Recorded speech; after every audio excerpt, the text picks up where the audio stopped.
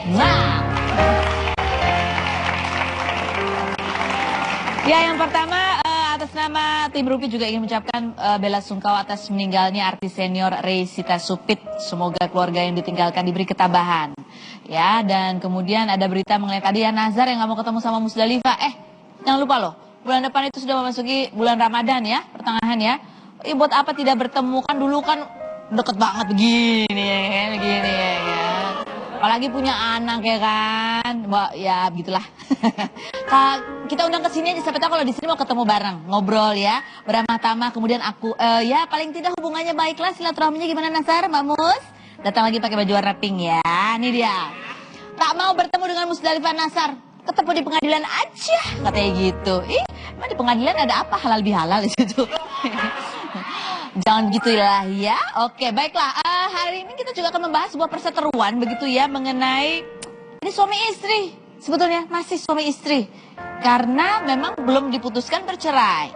Kita kemarin sudah mendatangkan yang mewakili pihak suaminya. Sekarang kita akan mewakili bukan yang mewakili, justru istrinya yang menggugat cerai sang suami. Tahu nggak siapa kira-kira?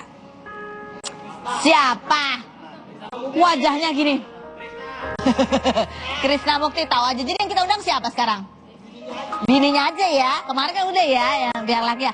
Langsung saja kita sambut, ini adalah Devi.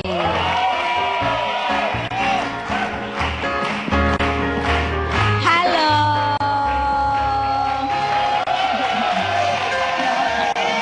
Terima kasih sudah datang Devi. Oke, kita sedikit merangkum ya dari pemberitaan yang ada di luar sana. Seperti apa sih sebetulnya kisah antara Devi dan Krishna Mukti? Kita lihat yang satu ini.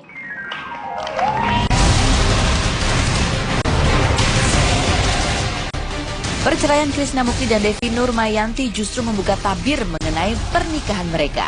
Ayah Devi yang semula mengutarakan keresahannya lantaran merasa pernikahan Krishna dan Devi ganjil dan Krishna tak pernah menafkahi putrinya, justru membuka tabir lain bahwa pernikahan terjadi memang bukan atas dasar cinta.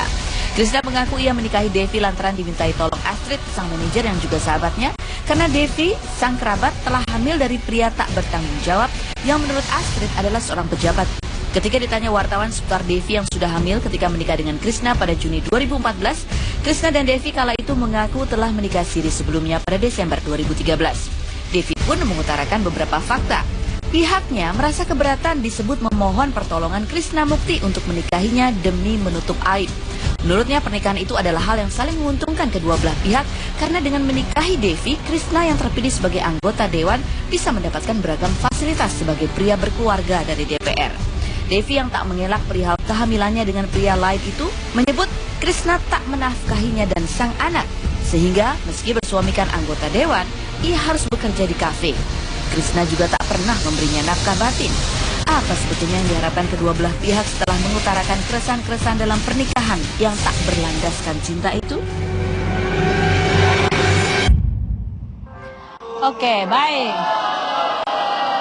Nah, terima kasih Devi sudah hadir. Ini merupakan kali pertama Devi hadir di acara live begitu ya? Karena biasanya kemarin baru menggelar press conference, dihadiri oleh media-media infotainment maupun juga cetak dan online ya. Devi, kita pengen tahu nih, pengen dengar dari Devi sendiri. Sebelum menikah dengan Krishna Mukti, sebetulnya Devi udah pernah kenal belum sih? Kenal secara langsung belum. Belum, tapi tahu. Tahu dan sempat beberapa kali ketemu di panggung. Oh, ketemu beberapa kali di panggung. Iya. Devi jadi apa? Krishna jadi ngapain? Saat itu aku juga lagi ada acara sama tante aku itu sendiri. Sama tante Astrid itu? Terus ketemu aku lagi nyanyi juga. Oh, kamu juga menyanyi? Iya, Oke. Krishna bintang tamu juga dia. Devi itu juga seorang penyanyi? Iya, penyanyi. Nyanyi apa? Nyanyi kafe. Oh, penyanyi kafe. Lagunya apa, Bo? Jazz? Dangdut. Oh, dangdut. Oh, penyanyi dangdut juga. Oke. Nah, ini sekarang di penonton juga sudah hadir pengacara dari Devi, yaitu Bapak Afdal Zikri. Selamat bergabung, Pak. Ya, terima kasih. Ini soal kita undang pengacaranya karena memang kemarin ya mengajukan gugatan baru lagi ke Krishna Mukti selain gugatan cerai begitu, ada gugatan mengenai pencemaran nama baik dan juga KDRT. Iya. KDRT ini meliputi apa? KDRT di sini bukan KDRT fisik ya, karena kan dia tahu aku sama Mas Krishna nggak pernah tinggal serumah, tapi ke KDRT di sini batin. Oh, batin. Iya. Kenapa kamu diapain aja memang yang merasa batinmu tersiksa? Ya, sekarang Aku istrinya. Dari aku nikah sampai saat ini aku tidak pernah merasakan yang namanya gimana layaknya kewajiban seorang suami kepada seorang istri. Di satu sisi, aku punya keluarga, aku hidup di lingkungan masyarakat. Pihak-pihak keluarga itu selalu menanyakan mana suaminya. Oh gitu. Sudah menikah, suaminya seorang public figure, tapi tidak pernah terlihat jalan berdua sampai hari raya pun tidak pernah berdua. Oh gitu. Oke, kita kembali flashback ke awal dulu ya, Devi. Ketika kemudian mau menikah begitu, Devi kan mengatakan bahwa tidak benar loh saya memohon. Iya. Betul ya, tidak pernah memohon Iya, untuk betul. menikah. Jadi Devi ketika itu ada rencana pernikahan itu ceritanya kalau dari versi Devi bagaimana? Jadi saat itu memang posisi saya sedang berbadan dua. Saya baru tahu kalau saya hamil, sedangkan ayah dari si anak yang dalam kandungan saya itu dia tidak mau bertanggung jawab. Oke, saat itu saya sudah mengambil keputusan apapun yang terjadi, saya bakal besarkan anak ini. Oke. Walaupun dia tidak punya bapak biologis ya. Cuma di satu sisi ini saya punya orang tua. Orang tua saya itu mungkin untuk pribadi dia tidak mempermasalahkan bagaimana status saya, tapi dia juga hidup di lingkungan masyarakat dan keluarga. Oke, sehingga dia ibaratnya kasarnya menutup malu lah. Punya anak perempuan ya kan. Saat itu saya sama keluarga saya lagi mencari gimana solusinya. Entah apa yang disebut dengan kawin kontrak itu ada kan ya. Iya. Mau seperti itu atau maupun kita ya pokoknya gimana kita nyari solusinya. Mau dibilang kita cari seorang suami yang mau menikahi aku cuma sehari dengan dia. Jadi ada memang terbesit solusi untuk mencari suami menikah cuma sehari. Iya, iya. Atau meminta pertanggungjawaban dari saya anak ini dengan walaupun cuma sekedar nikah di bawah tangan. Walaupun sekedar nikah di bawah tangan, pokoknya menikah. Iya, Oke. itu cuma untuk menutupi status Cuma saya. untuk menutupi status. Iya. Oke. Kemudian apa yang terjadi? Di saat itu kita lagi mencari solusi belum dapat. Datanglah inisiatif dari Astrid. tante saya sendiri. Saya ingat banget waktu saya lagi berkompromi sama keluarga saya di kosan saya, Astrid telepon. Dia belum menyampaikan di telepon, cuma dia bilang ada suatu masalah yang mau diomongin. Itu cukup keluarga inti yang tahu, karena ini kan secret ya, rahasia. Datanglah saya ke Kalibata. Iya. Saya datang ke Kalibata. Di Kalibata? Kalibata City, tempat tante saya Oh, sendiri. oke, di apartemen itu. Oke, terus? Dia menyampaikan niat dan maksudnya secara tidak langsung, ibaratnya niat baiknya Mas Krisna. Oh, oke. Jadi kalau dari sepengetahuan Devi itu ide itu datangnya dari Astrid. Iya. Begitu ya? Bukan memang sepengetahuan, dia memang kenyataannya seperti itu. Oke, memang kenyataannya itu dari Astrid. Nah, Astrid itu bisa sekonyong-konyong mengutarakan niat baik, berarti dia tahu bahwa kamu sedang memiliki masalah. Jadi gini, dia tahu aku hamil. Dia tahu? Kamu mencari... Enggak, itu belum. Dia tahu aku lagi hamil. Aku cerita sama dia. Dia pun tahu aku lagi... dia pun tahu kalau bapaknya anak ini tidak mau bertanggung jawab. Cuma dia belum tahu Kalau aku sedang mencari solusinya. Belum. Menurut kamu dia belum tahu? Belum. Apakah kamu barangkali bapak kamu udah pernah cerita sama Astrid? Pokoknya saat itu, hari itu belum ada. Gini, saat itu keluarga besarku tahu kalau aku ini hamil, ya. Terus anak bapak ini tidak bertanggung jawab, tapi belum tahu langkah apa yang mau ke depan. Jadi menurut kamu waktu Astrid mengutarakan niatnya, dia belum tahu bahwa kamu dan keluarga memiliki sedang mencari solusi, begitu ya? Karena menurut Astrid dia bertindak seperti itu karena aku memohon kan? Bukan kamu memohon, tapi karena tahu kamu sedang mencari solusi itu. Belum. Oke, coba kita akan lihat apa benar. Oke, kita akan lihat tayangan Viti dari Krishna Mukti. Seperti apa? Kita lihat bersama. Jadi ceritanya adalah... Oke. Nah itu tadi ya, kalau dari kesaksian Krishna Mukti, ada permintaan begitu kepada Astrid. Iya. Ada nggak sebetulnya permintaan dari keluarga untuk tolong dong cariin solusi kepada Astrid? Tidak, makanya kenapa kemarin aku komplain, karena di situ kata-kata itu yang aku merasa tidak terima. Karena kamu tidak minta tolong sama Astrid? Tidak, sekarang aku tidak kenal Mas Krisna. Enggak. Perkataannya adalah bukan minta ke Krisna, tapi mintanya ke Astrid. Tidak pernah. Aku Tidak pernah. meminta. Kamu, bapak kamu pernah nggak? Kalau misalnya orang tuaku mungkin ada omongan, aku nggak tahu ya. Oh, kamu tidak tahu, Tidak tahu. apakah Tapi mungkin ada omongan saat dari bapak itu, kamu ke Astrid? Iya, itu mungkin walaupun cuma sekedar tolonglah gimana, aku tidak tahu pribadinya dia. Cuma ya memang saat itu inisiatif yang datang untuk semua ini terjadi dari pihak mereka. Oke. Aku kemarin sampai konferensi pers itu cuma meluruskan kata-kata di mana aku memohon, berteriak histeris, bahkan bunuh diri. Oh, kamu tidak berniat bunuh diri? Astagfirullahaladzim. Enggak ya? Gini Kamu ya. soalnya gini, bukan berniat bunuh diri. Kata Astrid kemarin begini, soalnya dia temennya cerita, Astrid itu suka bengong-bengong di pinggir balkon. Jadi khawatir, takutnya ada apa-apa begitu. Kemudian kalau ada berita kemudian jadi melebar takut bunuh diri gitu. Kamu bengong-bengong di balkon ngapain? Bengong aja aku nggak pernah. Oh, nggak pernah bengong. Jadi gini. Jadi kamu hamil tanpa bahwa ayahnya tidak mau bertanggung jawab, itu tidak meresahkanmu? Tidak, karena gini, saat aku sudah tahu bapaknya anaknya tidak bertanggung jawab, ini kan perbuatan aku, ya kan? Aku berani memulai, berani menanggungnya resiko. Jadi buat kamu itu tidak mengganggu? Bukan tidak mengganggu, sudah siap lahir dan batin untuk menerima menerima anak ini, termasuk menerima dia dari dalam kandungan. Oke. Lalu apa yang membuat kamu akhirnya setuju untuk menerima usulan dari pihak Astrid dan Krisna? Karena saat itu aku lagi mencari solusi dari bapak anak ini tidak bisa aku hubungi, karena semakin hari kan semakin mendesak waktu aku semakin besar. Jadi kamu mencari solusi dan bapak anaknya nggak dihubungi, tidak bisa dihubungi. Tidak bisa dihubungi. Jadi masih tetap sebetulnya masih ingin menghubungi dia. Iya, karena biar bagaimana anak ini harus tahu bapaknya, ya kan. Belum, dan saat itu posisinya mau mendekat ke hari bulan puasa ya.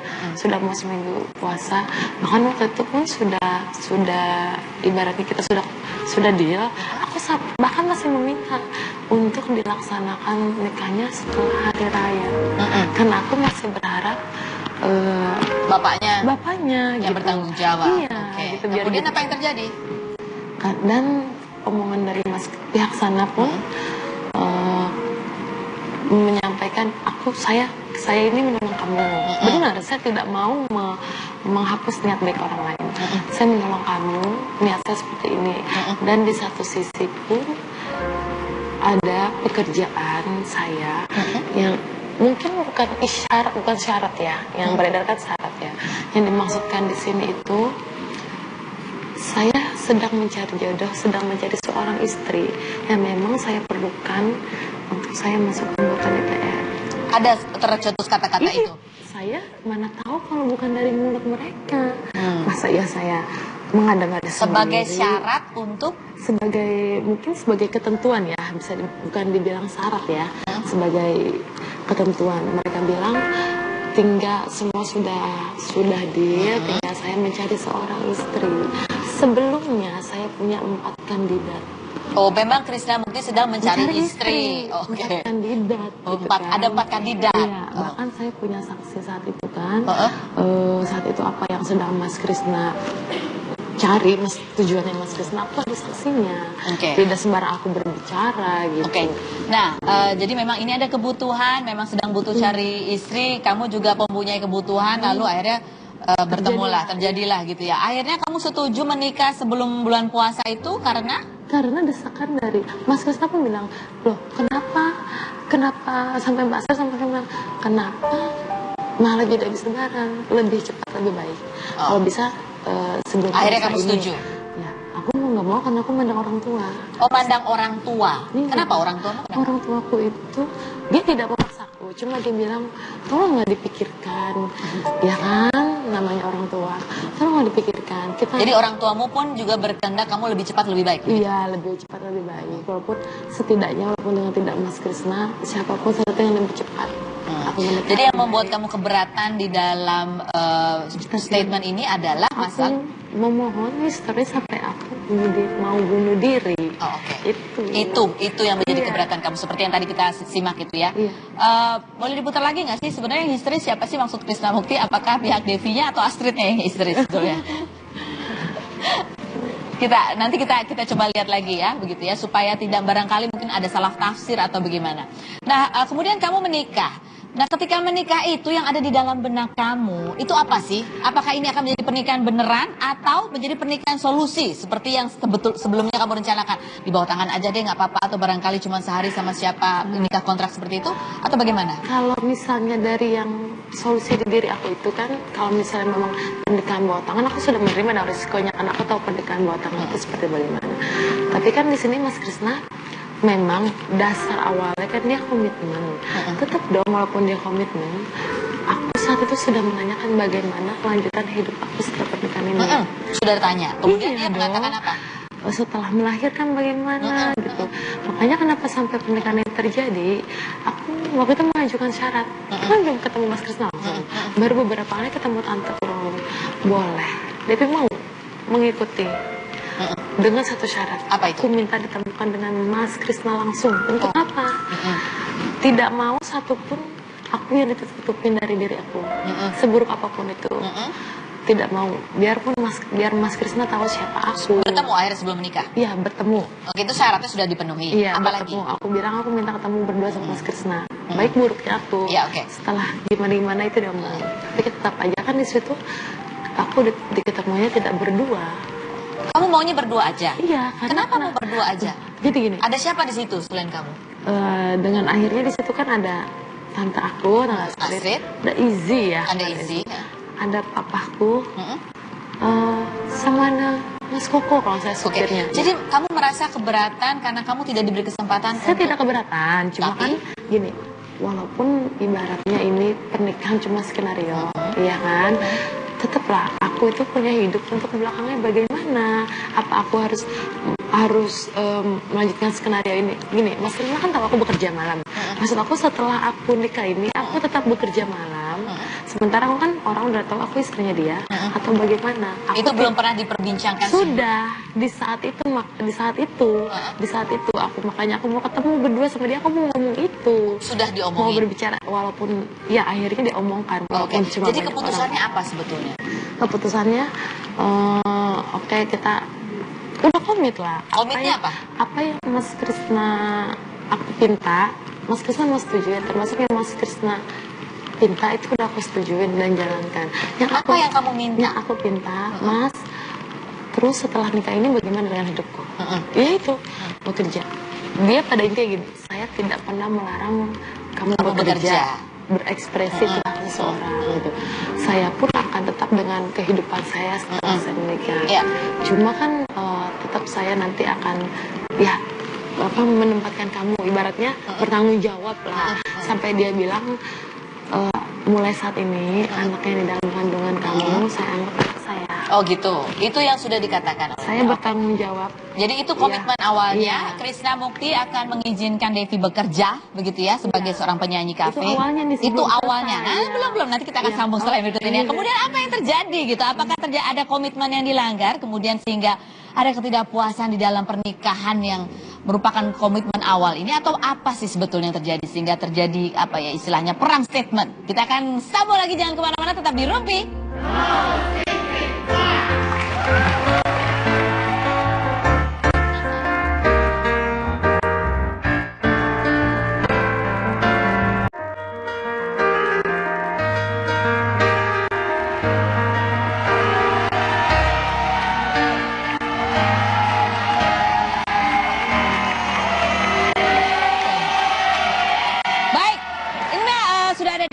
Devi ini adalah istrinya Krisna Mukti begitu ya. Jadi kita akan bertanya-tanya sebetulnya apa sih, bagaimana sih pengalaman dia begitu. Tadi cerita bahwa memang pernikahan kedua belah pihak ini ada sebuah kesepakatan gitu ya. Artinya Krisna Mukti juga memiliki kebutuhan, memang dia sedang mencari pendamping. Devi juga membutuhkan pendamping.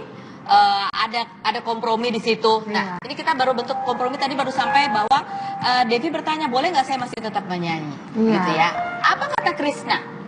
Mas Krisna itu dia bilang untuk nyanyi kafe kalau bisa jangan. Kalau bisa jangan. Iya, kalau buat ya karena kan orang tahunya kamu sudah dinikahi saya. Masa kamu masih terjun ke dunia malam. Kalau untuk panggung-panggung silakan, saya tidak melarang gitu. Terus aku balikin ya tapi kalau bisa sih jangan, kata dia begitu ya, di rumah aja ngurus anak. Aku bilang ya boleh Mas, terus kalau saya nggak kerja siapa yang mau kasih makan saya gitu. Ya saya akan bertanggung jawab sama kamu.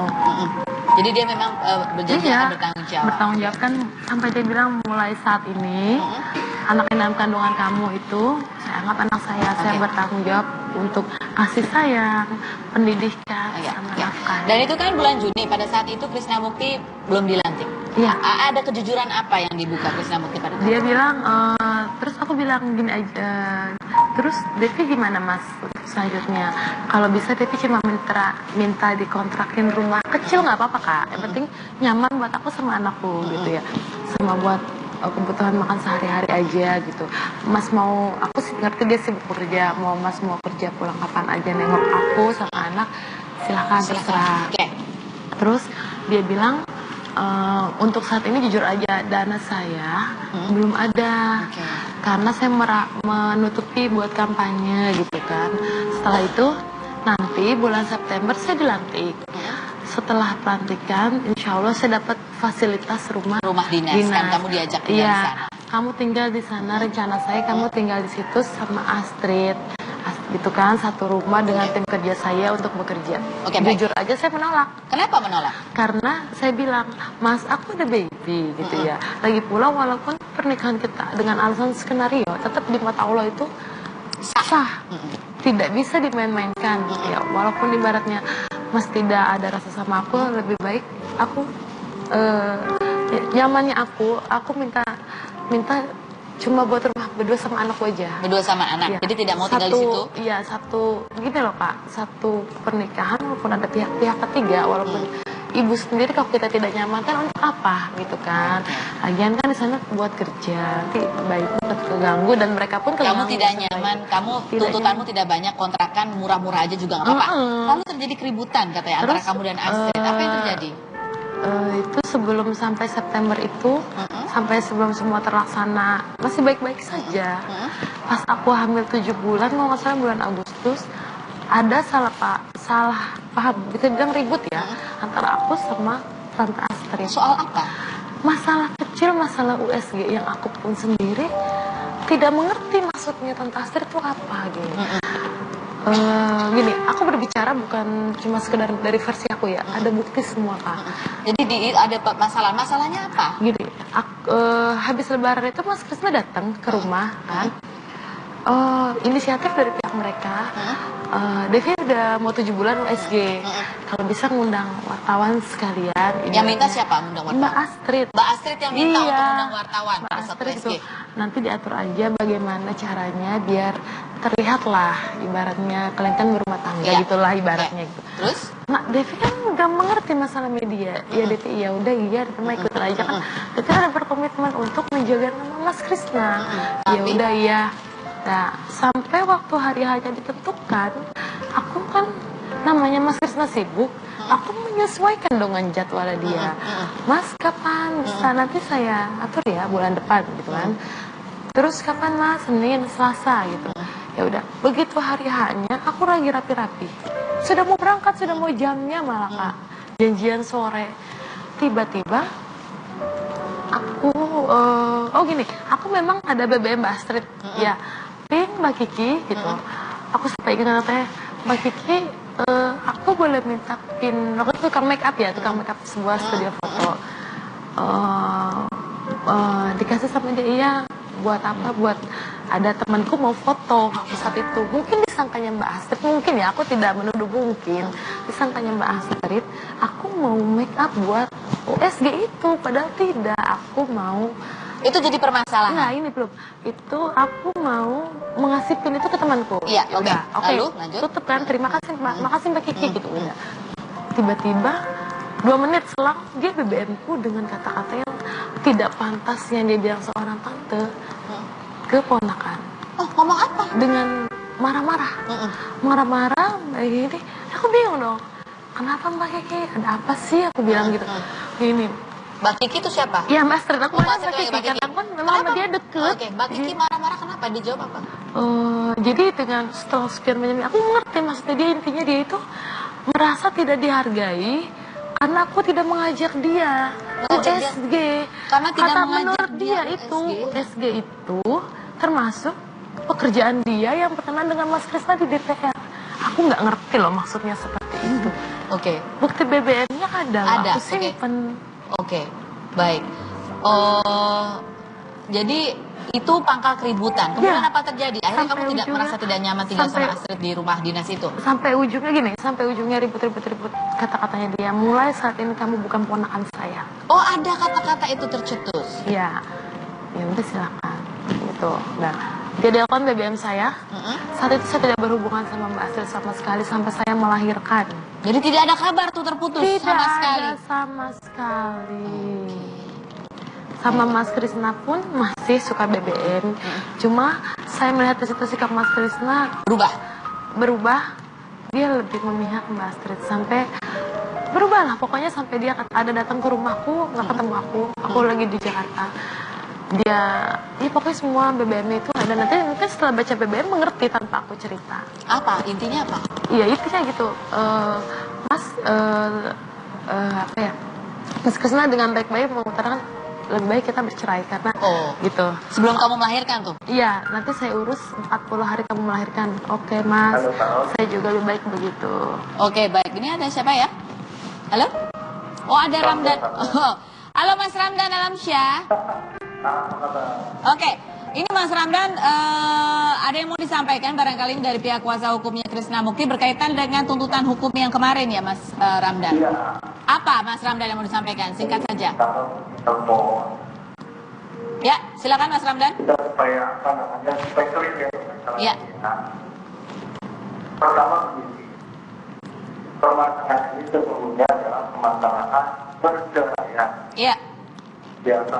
Ya, hal-hal yang tendensius dan yang merupakan fitnah ya.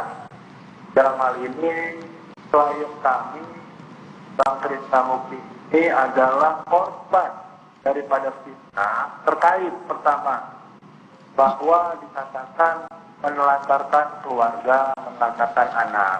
Kenapa bisa dikatakan seperti itu? Iya, begini Karol. Ya. Ya. Kalau dikatakan menelantarkan anak, kita harus dudukkan dulu permasalahannya. Itu secara hukum kemarin Ya. ada statement dari senior saya, Bang Afdal, bahwa katakan itu memang bukan anak kandung, tapi anak yang punya kaitan hukum. Lahir dalam pernikahan. Dalam pernikahan. Ya. Itu memang sebuah fakta hukum. Ya. Tapi perlu dijelaskan kepada masyarakat Ya. bahwa Mas Krisna Mukti, Bang Krisna tidak pernah sama sekali yang namanya menelantarkan. Ya, tadi sudah dijelaskan dari yang awal segmen 1 dan seterusnya bahwa memang pernikahan itu dilandasi bukan karena cinta, tapi memang karena ada sisi kemanusiaan dari Bang Krisna sendiri. Jadi Bung Ramdan ini mengomentari mengenai tuntutan seputar penelantaran anak begitu ya, karena menurut Bang Ramdan Makanya salah sasaran begitu kalau itu diarahkan kepada Krisna Mukti. itu salah alamat lah. Oke, baik. Oke. Yang harusnya dilaporkan adalah bapak kandung daripada anak itu sendiri. Oke, Yang baik. jelas-jelas menelantarkan sejak dia di dalam kandungan sampai detik ini. Oke, baik. Itu yang namanya penelantaran anak, jelas. Oke, baik. Karena adalah anak biologis. Oke, baik. Itu loh. Hak keperdataan, hak yang bertanggung jawab secara hukum, ya adalah bapak kandung dan ibu kandung. Baik. Itu loh. Jangan kemudian dibuat rancu. Itu satu poin. Yang kedua, Ya. tadi ada statement bahwa Mas Krisna ini menikahi hanya untuk menjadi anggota dewan. Anggota dewan banyak yang jomblo kakak. Kenapa? Tidak ada anggota dewan itu yang wajib memiliki istri atau suami. Oke. Jadi Gitu loh. Jadi fasilitas yang melekat kepada anggota dewan itu secara otomatis sejak dia dilantik. Oke, baik. Kemudian kayak rumah dinas dan sebagainya itu memang hak daripada anggota dewan. Nah, sedangkan klien kami sudah berbaik hati sebagai suami meminta nih, ya menurut keterangan Krisna, mana KTP-nya mau dikirim untuk tunjangan seorang istri dan anak, kan begitu.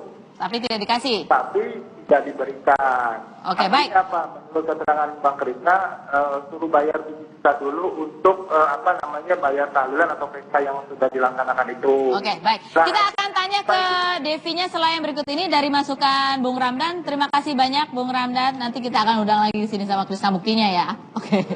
Baik. Oke, itu tadi dari pihak pengacara ya. Oke, kalau dari Bang Afdal ya namanya ya. Gimana? Kenapa tuduhan penelantaran anak ditujukan kepada Krisna Mukti? Mungkin ini ya, Bung Ramdan, kita sama-sama profesi ya. Iya. Artinya kita sudah tahu aturan hukum dan perundang-undangan. Sebagaimana yang saya sampaikan juga kemarin, Bahwa? Menurut Undang-Undang Perkawinan, Undang-Undang Nomor 1 Tahun 74, Iya. itu secara jelas di pasal 42, yang dimaksud dengan anak sah itu adalah anak yang dilahirkan dalam perkawinan yang sah. Oh, baik. Oke. Perkawinan yang sah ini adalah tercatat menurut hukum negara. Oke, baik. Kebetulan Krisna Mukti dengan Devi ini adalah Sah tercatat dalam hukum ya, negara dan anaknya lahir dalam pernikahan. Beragama Islam, sehingga perkawinannya dicatatkan di kantor urusan agama. Baik. Oke, itu. Baik. Yang kedua, apabila orang tersebut sudah mengikatkan ya menjadi suami istri yang sah, maka segala hak dan kewajiban itu timbul. Oke, baik. Itu. Jadi itu tetap harus dipenuhi karena ada ikatan hukumnya juga di situ ya, itu sebuah pernikahan. Ya, gitu satu lagi saya mau sampaikan berkaitan dengan pernyataan tadi Anggota bahwa DPR. yang menjadi kewajiban itulah bapak biologis. Kata Bung Ramdan kan. Secara hukum yang berkewajiban memberi nafkah adalah ayah yang secara hukum menurut negara. Kalau biologis nggak bisa dituntut untuk menafkahi anaknya. Enak banget ya bapak biologisnya. Iya. Kerjaannya cuma bagian biologi, begitu kimia, fisika, sama akuntansi langsung kabur. Oke. Gitu ya Bang, sorry loh. Maksudnya enggak saya ngerti. Kalau dari secara hukum argumentasinya seperti itu ya. Bapak yang tercatat sebagai ayah dalam perkawinan yang berkewajiban. Itu secara hukum tertulisnya seperti itu. Tapi memang kalau dari pihak Devi sendiri mengatakan bahwa tuntutannya adalah karena memang ada implikasi ekonomi ketika kedua belah pihak sepakat untuk menikah, ya, yaitu adalah ketika Devi memang tidak bisa menyanyi, gitu ya, tidak bisa menyanyi lagi karena harus menjaga nama baik Mas Krisna. Sementara kan seharusnya ya ada kompensasinya lah. Itu yang kamu tuntut sebetulnya. Iya, kan Mas Krisna pun berbicara seperti itu. Mas Krisna sebenarnya juga komitnya seperti itu. Cuma ada ribut di tengah ini ya. Itu jadi kamu kan dimintain KTP, kenapa nggak dikasih? Iya, sekarang bagaimana aku mau ngasih ya? Mas Krisna dari omongannya aja sudah tidak ada yang terbukti. Sekarang gini, aku tidak masalah sebenarnya masalah KTP. Bisa aja aku kasih. Tapi aku pertanyakan sama Mas Krisna, saat aku kasih, dia memberi nggak aku nafkah lagi? Untuk jaminannya, karena kok abis itu hilang. Karena gini loh Kak, gini loh. Aku tuh sebelum mengupayakan aku menggugat cerai, aku sudah berupaya bagaimana caranya biar ini nggak terkuak media dan rumah tangga aku sama dia tuh baik Kak. Sampai tuh mamaku, ada buktinya semua SMS. Aku bilang sama orang tua, Mas Krisna boleh, kan Mas Krisna ada cerita, ada curhat mungkin ke mama orang Depok. Boleh, ayo DP kan DP bilang, DP tergantung sama pemimpin rumah tangganya. Mas Krisna mau DP bareng-bareng, DP ke rumah dinas, nggak nyanyi lagi. Terus dia maunya DP bawa Alip ke rumah dia gitu, dia ketemu ya.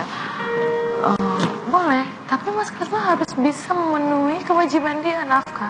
Jangan cuma di mulut aja.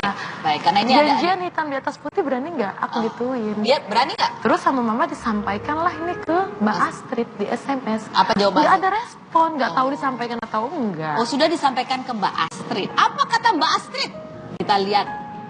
Mbak Astrid bercerita tentang ayah biologis Devi. Di situ aku nggak terima. Oke, nah coba kita lihat pangkal dari aku tahu bapaknya anakku nggak mau bertanggung jawab, diriku aja sudah bisa menerima. Ya udah, aku pun tidak mau mengenal dia lagi. Tidak usah suatu saat pun Allah nanti mendatangkan dia, itu hanya untuk anakku. Kenapa kalau dia mengaku tantaku malah dia membuka itu? Aku sendiri sudah tidak mau lagi, sudah tidak mau. Jadi kamu keberatan kenapa kok itu justru dibuka itu oleh kan gini loh Kak. Aku di sini cuma yang aku tuntut apa? Surat cerai dari Mas Krisna. Pihak pengadilan agama bertanya kenapa cerai, karena tidak dinafkahin lahir batin. Ya kan itu. Kenapa Mas Krisna membuka aibku di depan umum, termasuk sudah di luar jalur, itu kan sudah urusan masa lalu aku. Yang namanya suami, walaupun alasan dia menikah kan cuma sekedar menolong, tetap kewajiban dia melindungi seorang istri. Oke, tapi kan waktu kemarin Krisna Mukti katanya datang untuk katanya memberikan biaya pengganti untuk persalinan dan biaya pernikahan. Kenapa ditolak? Karena niat, aku bukan bilang niat ya, niatnya dia sama Allah lillahi ta'ala. Caranya dia datang ke rumah bukan sebagai menggantikan, tapi menekan orang tua aku untuk tutup mulut, jangan sampai mengeluarkan statement apa-apa lagi. Oh, kamu bisa Di depan mengatakan itu karena orang tuaku bilang begitu. Saat itu ada saksi, kakaknya papa di rumah, adik-adikku pun mendengari dalam, dia langsung ada kata-kata apa? Gini, tolong jangan mengeluarkan statement apa-apa, saya akan mengganti semuanya. Dia mengeluarkan uang 1.500.000 dikasih ke papaku dengan suruh menarik ucapannya dia, bilang aja lagi emosi kemarin, statement kemarin gitu. Dia mengeluarkan uang 1.500.000, ditolak papaku tidak. Papaku bilang tidak mau. Memang aku membenarkan statement Mbak Astrid bilang saya berteriak nih, ada kan statement gitu ya. Benar, tapi berteriaknya di situ bukan karena sudah tidak bisa diajak kompromi marah-marah, karena kenapa? Papaku marah Karena anakku dibawa-bawa. Sudah tahu anakku kan bukan anak kandungnya, jangan pakai disebut lagi. Bahkan sampai Mbak Astrid bilang katanya wajar lah Mas Krisna nggak ngasih nafkah, itu bukan anak kandungnya, pantes. jadi kemarahan itu karena ada statement seperti itu. Keluargaku tuh bukan keluarga orang yang tanpa sebab marah-marah Baiklah, jadi karena marahnya itu saya akan berteriak karena ada statement wajar Mas Krisna tidak menafkahi karena itu bukan anaknya. Oke, kita akan kembali lagi, jangan kemana-mana, tetap di Rumpi Musik.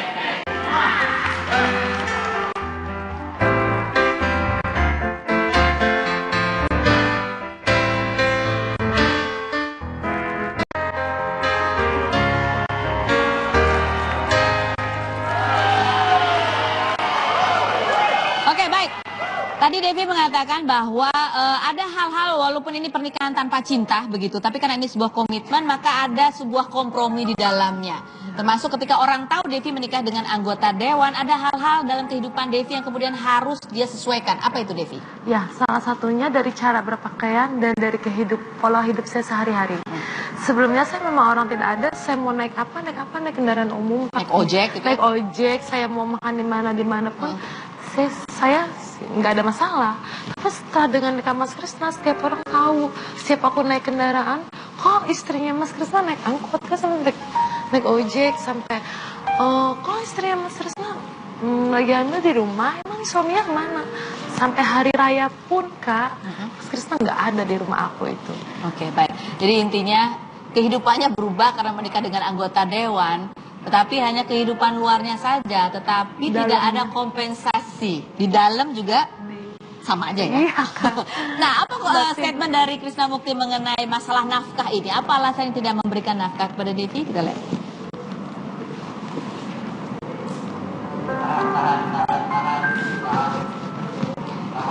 Iya.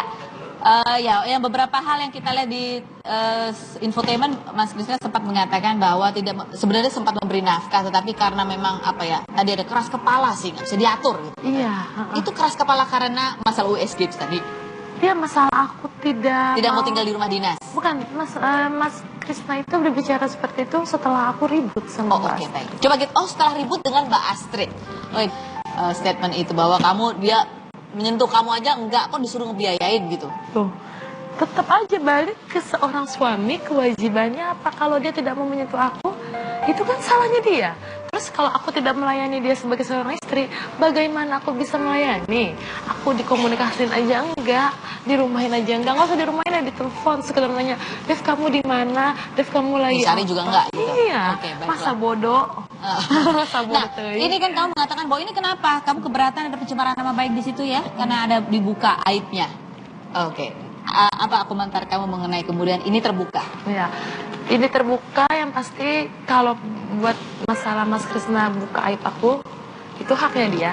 Tapi aku seandainya aku jadi dia, seorang lelaki gitu yang bilangnya menolong seseorang yang sedang perlu status, kenapa ujung-ujungnya membuka aib? Kalau kamu akan membuka aib nggak? Oh tidak dong, saya komitmen dari awal, saya tidak akan membuka kekurangan Mas Krisna walaupun dia sudah menyakiti saya. Gitu. Oh, ada kekurangannya dia? Ada, dia sendiri yang berucap sama saya ada punya kekurangan seperti ini. Oke, baiklah. Ini adalah kisah satu orang perempuan mengenai kehidupan pernikahannya. Kita punya satu orang perempuan lagi yang akan kita kura-kura kehidupannya. Tepuk tangan untuk Vitalia Sesha. Halo, seksi sekali ya. Silakan duduk. Oke, sebelum kita ngobrol sama Vitalia Sesha, kita lihat dulu ya tayangan yang berikut ini. Terlahir dengan nama Andi Novitalia, Vitalia Sesha mengawali karir dari dunia akting karena dorongan orang tuanya yang memiliki sebuah production house. Sejumlah sinetron ia bintangi, namun setelah melaksanakan pernikahan dengan seorang pengusaha minyak dan bangker di tahun 2005, Vitalia terpaksa vakum dari dunia hiburan. Namun pernikahannya itu kandas di usia 5 tahun meski telah dikaruniai 2 orang anak. Untuk membiayai anak-anaknya, Vitalia memulai karirnya kembali dengan memasuki dunia modeling dengan pose-pose seksinya yang banyak menghiasi majalah pria dewasa. Di tahun 2013, nama Vitalia Sesha muncul sebagai salah satu wanita penerima kucuran dana dari Ahmad Fatona yang tersangkut kasus pencucian uang dan impor daging sapi. Arloji branded dan mobil yang merupakan pemberian Fatona harus ia kembalikan kepada KPK. Belakangan, sorotan pemberitaan tentang terjeratnya RA mucikari bisnis prostitusi online membuat Vitalia terkejut. Ia mengaku mengenal siapa RA. Sosok RA yang baik dan pintar bergaul itu juga pernah menawari dirinya menjadi model. Beberapa tawaran dari pria hidung belang lainnya pun pernah berdatangan menghampiri artis yang lahir di 5 November 1986 ini. Menurutnya, ia tak mau disamakan dengan mobil yang mudah disewa. Di tengah heboh berita tentang prostitusi online, tiba-tiba Vita mendatangi Polda Metro Jaya dalam rangka melaporkan produsernya kepada pihak kepolisian akibat kasus penipuan sebesar 250 juta rupiah. Hal tersebut terkait keuangan penjualan RBT 2 tahun lalu. Siapakah produser yang dilaporkan oleh Vitalia Sesha itu? Mengapa baru saat ini Vitalia melaporkan kecurigaan itu? Dan dari manakah Vita mengenal sosok RA? Saksikan kisah selengkapnya hanya di Rumpi No Secret. Ini Vitalia akhirnya muncul. Kemarin dikejar-kejar wartawan nggak mau ngomong ya. Kenapa kamu akhirnya mau hadir di sini, Vita? Ya nggak apa-apa, hadir aja sih. Nggak apa-apa ya, daripada capek dikejar-kejar ya. Iya kan, lari-lari terus. Vita, emang benar kamu kenal sama si RA itu? Iya, aku kenal sama RA. RA itu di mata kamu seperti apa sih? Aku kenal sama RA itu di salah satu kantor majalah pria dewasa. Oh, oke. Tahun lalu, aku kenal dia sih ya memang baik gitu ya kan, dia sapa aku, halo Vitalia Sesha, iya. Dia bilang boleh nggak aku minta kontak kalau seandainya aku ada job iklan kayak gitu. Kamu pernah ditawarin job sama dia? Iya, iklan. Oh, sama iklan? film. Sama film. Tapi nggak pernah ditawarin arisan? Masalah arisan dia sempat bilang kayak gini sama Vita. Fit, Dek maaf ya Dek, dia bilang gitu. Kalau seandainya ada yang mau sama kamu, ini gitu bla bla bla. Oh maaf ya Kak, aku nggak bisa. Kamu bilang begitu? Ya, oh gitu ya Dek, ya udah nggak apa-apa. Tapi kalau seandainya cuma ya Dek, aku kan single parent gitu kan. Ya kalau emang buat pacar ya nggak apa-apa. Tapi kalau yang kayak gitu aku nggak, makasih. Oh jadi dia tuh emang sempat ngomong kayak gitu? Sempat pernah gitu. Terus lebih seringnya paling cuma say hello aja, hai Dede apa kabar, baik gitu. Ada tawaran nih iklan untuk ini tapi belum ada yang deal sih untuk iklan. Oh jadi dia nanya, kamu nolak juga dia nggak pernah maksa? Enggak, dia kan ada kalau di BBM-nya kan waktu itu telat datang aja marah-marahnya kayak begitu. Dia karena aku baik ya, dia juga baik dan dia tahu aku nggak begitu, jadi dia pun juga sama aku ya menghargai ya. Kamu kaget nggak dia ketangkep? Kaget sih. Kagetnya kenapa? Ya kaget loh, kok Kak Ogi sian banget gitu. Tapi kalau si AA-nya kamu kaget nggak dia ketangkep? Kaget. Tapi aku ketemu dia baru 2 kali. Sekali di Stasiun Cinta, dia jadi bintang tamu. Yang kedua kalinya di PS. Aku lagi nongkrong sama teman-teman, terus dia lewat. Kamu kaget dia ketangkep itu karena apanya? Kaget dia terlibat bisnis itu atau kaget karena dia ketangkep? Kaget aja dia kaget. Ya kaget loh. Ini kan si Amel gitu. Oh Amel. Iya. Sorry. Oke, jangan kemana-mana, tetap di Rumpi.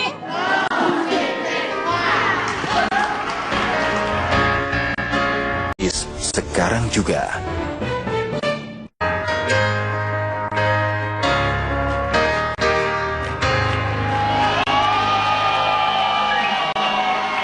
Oke, Vita Lasesa ini kemarin melaporkan seorang produser gitu ya karena masalah kasus RBT. Lagu apa sih waktu itu kamu lagu? Lagu Pacaran Jarak Jauh. Pacaran Jarak Jauh. Ini apa yang terjadi kemudian? Ya, aku sih sebenarnya cuma pengen minta hak Vita aja sih selama ini bekerja sama mereka, hasil untuk hak Vita mana. Janjinya seperti apa? Mereka sempat bilang sama Vita waktu meeting sebelum ada masalah, dia bilang bulan Mei ini akan keluar gitu. Oh, bulan Mei ini akan keluar dan setiap 3 bulan sekali gitu. Dari sejak? Dari sejak tahun lalu. Dari sejak 2014 3 bulan akan keluar. Tapi nggak keluar 3 bulan itu. Nggak keluar. Terus kamu telepon katanya bulan Mei ini keluar. Iya. Nggak keluar juga. Nggak keluar juga. Sehingga akhirnya kamu kenapa menempuh jalur hukum? Karena aku nggak mengerti di wilayah ini, jadi Vita serahin sama yang lebih paham dan mengerti di wilayah ini. Itu pengacara kamu? Pengacara kuasa hukum Vita, Mas Kris. Mas Kris namanya? Mas Kris Samsiu. Jadi tuntutannya ini perdata ya? Vita kurang ngerti dia. Tuntutannya apa? Ganti rugi 250 juta rupiah? Iya, kita ambil yang paling minimnya lah nilainya. Harapan kamu apa? Terpenuhi 250 juta atau pokoknya ada hak kamu yang diterima? Ya, pokoknya Vita minta hak Vita aja sih yang selama ini bekerja sama mereka. Sampai segitu ya? Oke. Masih sering ketemu sama orangnya, sama produsernya? Udah nggak pernah? Sejak kerja sama itu nggak pernah ketemu sama sekali? Tapi BBM-an? BBM juga nggak. Oke. Nggak dijawab. Oh, nggak dijawab? Oke, baiklah. Baik, sekarang kita akan mendudukkan Vita Lasesa di kursi panas. Yang lihat ikutan panas nggak? Oke, Vita Lasesa di kursi ini saya akan bertanya, kamu jawablah dengan Vita atau Saya suka sekali dengan geledeknya ya. Itu kayaknya efeknya ditambah volumenya. Baik, Vita atau fakta? Vita Lasesa, bahwa kamu pernah mendapatkan hadiah-hadiah mahal dari beberapa pria, termasuk dari kalangan pejabat. Fitnah atau fakta? Kayaknya itu fitnah deh. Fitnah? Nah, karena aku nggak ada kenal sama para pejabat sih. Oh, kalau Fatona itu bukan pejabat ya? Aku nggak tahu, dan itu cuma ya dia doang sih gitu. Oh, cuma dia aja? Nah, dan aku nggak tahu dia pejabat. Oh, kamu nggak tahu deh. Tapi kalau cowok-cowok lain mungkin ngasih kamu hadiah, ada? Ya paling mantan suami sama pacar. Mantan suami sama pacar.